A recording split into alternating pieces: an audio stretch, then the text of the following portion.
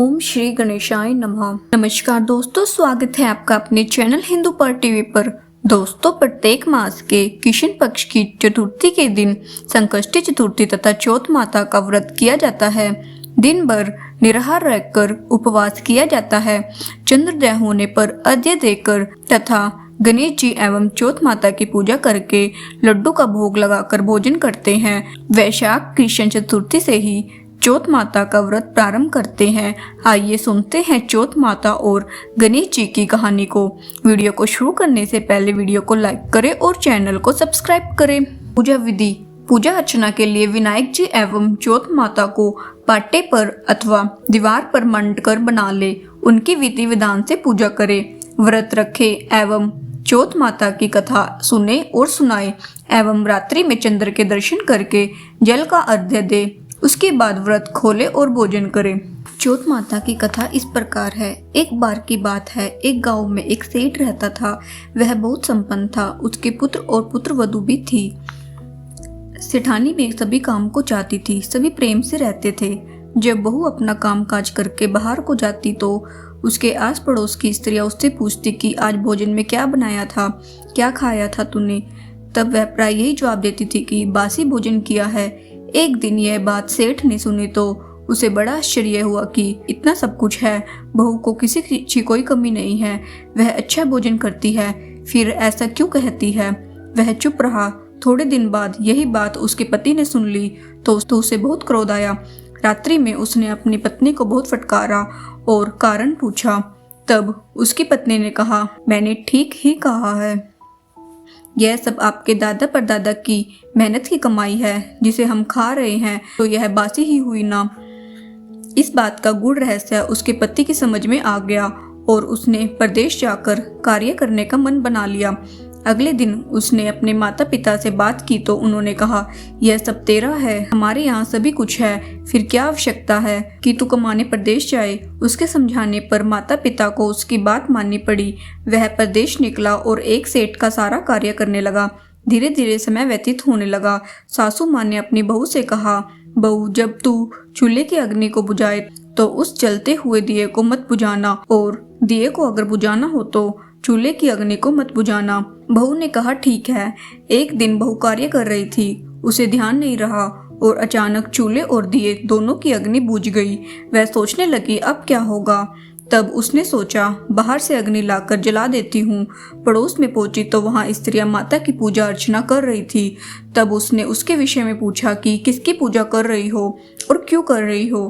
तब उसकी पड़ोस की एक स्त्री ने कहा, हम सभी चौथ माता के व्रत को रखकर माता का व्रत करके उनकी पूजा कर रहे हैं। इस व्रत पूजन से पुत्र रत्न की प्राप्ति होती है। जो बिछुड़ गया है वह मिल जाता है। वह बहू बोली, मैं भी यह व्रत करना चाहती हूँ, लेकिन मेरी सास मुझे बाहर कहीं आने जाने नहीं देती है। फिर ये कैसे ज्ञात होगा कि चौथ कब है। तब उसकी पड़ोसन ने कहा, एक कार्य करना, घर पर जाकर प्रतिदिन किसी सुरक्षित स्थान पर एक गेहूं का अथवा चावल का दाना रखती रहना। जब 30 दिन में 30 दाने हो जाए तब समझ जाना आज चौथ है और व्रत कर लेना। ने उस बहू को व्रत करने की विधि अच्छी तरह से समझा दी। बहू ने वैसा ही किया और समय पर उसने व्रत किया और बहुत समय तक उसने व्रत किया, लेकिन कुछ नहीं हुआ।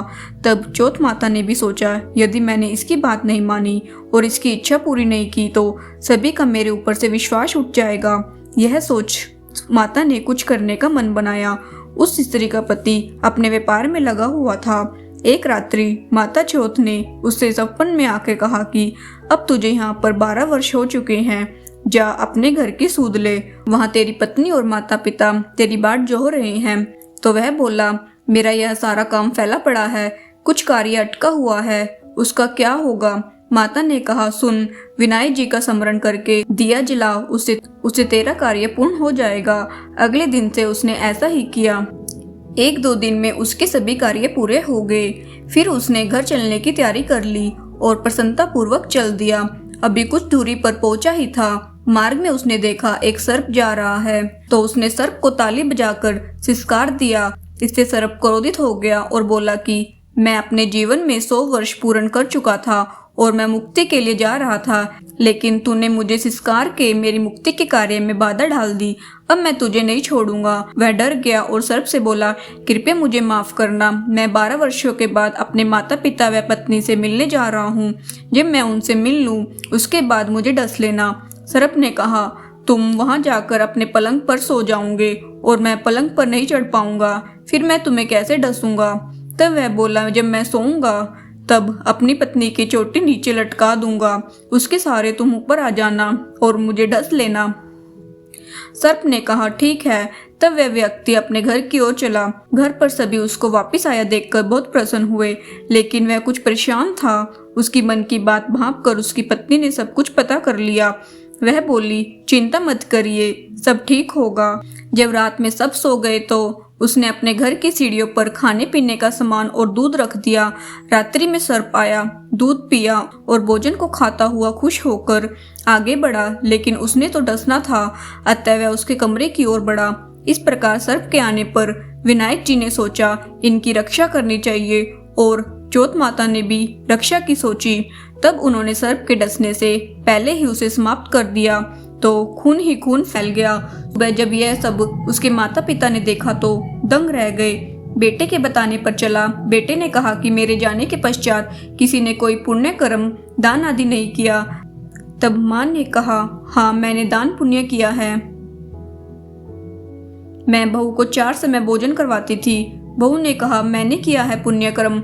मैं 4 समय के खाने में से 1 समय का खाना पानी वाली को, दूसरे गाय के बछड़े को और तीसरा खाना अपने घर के पीछे गाड़ती थी, और हर माँ चौथ का व्रत करती थी। अपना चौथा भोजन मैं शाम को चंद्रमा को अर्घ्य देकर फिर खाती थी। सास ने सभी से सच पता करने के लिए पूछा। तब उसे घर के पीछे खोदने पर रोटी के स्थान पर सोने की रोटियां मिली। छिड़े ने भी आशीर्वाद स्वरूप हामी भरी। तब सास को चौथ के व्रत का महत्व समझ में आया। उसने भी व्रत व उद्यापन करने का विचार रखा। यह सुन वह बहुत प्रसन्न हुई और दोनों ने मिलकर चौथ माता का व्रत व उद्यापन किया। जय चौथ माता की जय। गणेश जी की कथा। पुरानी कथाओं के अनुसार एक बार सभी देवी देवताओं के ऊपर भारी संकट आ गया। जब वह खुद से उस संकट का समाधान नहीं कर पाए तो भगवान शिव के पास मदद मांगने के लिए गए। भगवान शिव ने गणेश जी और कार्तिकेय से संकट का समाधान करने के लिए कहा, तो दोनों भाइयों ने कहा कि वे इसे आसानी से इसका समाधान कर लेंगे। इस प्रकार शिवजी जी दुविधा में आ गए। उन्होंने कहा कि इस पृथ्वी का चक्कर लगाकर जो सबसे पहले मेरे पास आएगा वही समाधान करने जाएगा। भगवान कार्तिकेय बिना किसी देरी किए अपने वाहन मोर पर सवार होकर पृथ्वी की परिक्रमा करने के लिए निकल गए। वही गणेश जी के पास मूषक की सवारी थी। ऐसे में मोर की तुलना में मूषक का जल्दी परिक्रमा करना संभव नहीं था। तब उन्होंने बहुत चतुराई से पृथ्वी का चक्कर न लगाकर अपने स्थान पर खड़े होकर माता पार्वती और भगवान शिव की 7 परिक्रमा की।